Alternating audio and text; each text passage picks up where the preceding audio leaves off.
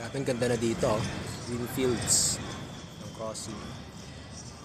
Hello guys, kamusta na? Once again, I'm Raymond Gerald Tabaque. So ito, nag-enjoy lang naman dito. Okay, nag-ice cream actually. Okay, so kasi syempre nagsasawa din naman ako na lagi na lang sa kwarto, sa office ko.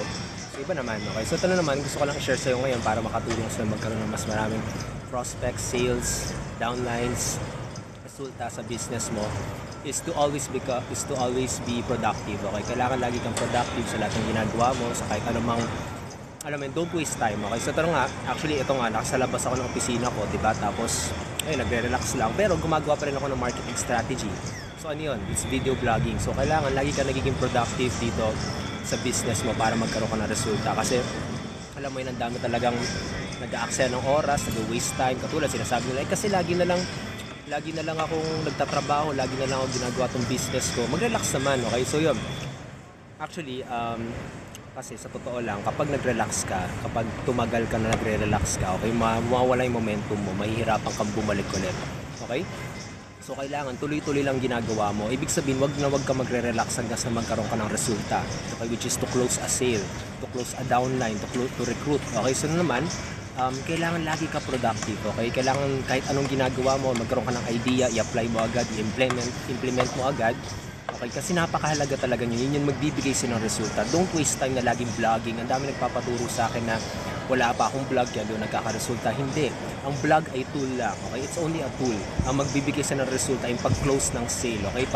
Pagpapakita ng sarili mo. Okay? Sabihin natin, pagmamarket mo ng sarili mo. Okay? Para makilala ka ng mga prospect mo.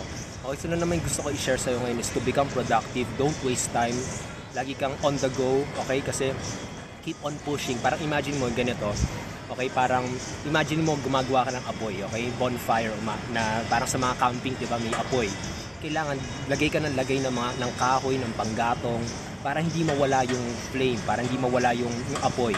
Tapos kailangan palakihin yun hanggang sa palaki na tipong pati mga competition mo, okay, nanonood na dun sa apoy. Saka na hirap ng patay ng apoy dahil nga tuloy-tuloy action na ginagawa mo.